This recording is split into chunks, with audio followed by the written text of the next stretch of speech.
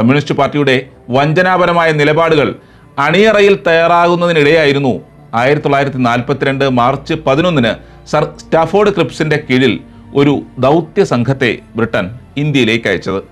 രണ്ടാം ലോക മഹായുദ്ധത്തിൽ ഇന്ത്യൻ പിന്തുണ ഉറപ്പാക്കുകയായിരുന്നു ലക്ഷ്യം. എന്നാൽ അനിശ്ചിതത്വം നിറഞ്ഞ വാഗ്ദാനങ്ങളിൽ വീഴാൻ കോൺഗ്രസ് തയ്യാറല്ലായിരുന്നു. ക്രിപ്സിന്റെ നിർദ്ദേശങ്ങൾ ഏപ്രിൽ 10, 12 തീയതികളിൽ ചേർന്ന കോൺഗ്രസ് പ്രവർത്തക സമിതി പാടെ തള്ളിക്കളഞ്ഞു. തുടർന്ന് ജൂലൈ 6 മുതൽ 14 വരെ വാർധയിൽ നടന്ന പ്രവർത്തക സമിതി യോഗത്തിൽ ക്വിറ്റ് ഇന്ത്യ പ്രമേയം പിറവിയെടുത്തു. ഓഗസ്റ്റ് 8 AICC ക്വിറ്റ് ഇന്ത്യ പ്രമേയം പാസാക്കി.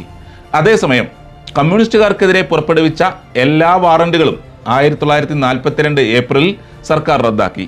പാർട്ടിക്കും പാർട്ടി പ്രസിദ്ധീകരണങ്ങൾക്കും ഏർപ്പെടുത്തിയ നിരോധനം പിൻവലിച്ചു. തടവിൽ കഴിഞ്ഞിരുന്ന കമ്മ്യൂണിസ്റ്റ് നേതാക്കളെ വിട്ടയച്ചു.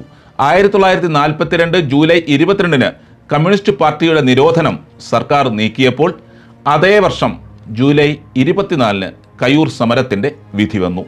സാമ്രാജ്യത്വ യുദ്ധം ജനകീയ യുദ്ധമായി മാറിയപ്പോൾ കയ്യൂർ സഖാക്കൾക്ക് പക്ഷേ കോടതി വിധിച്ചത് കഴുമരമാണ്.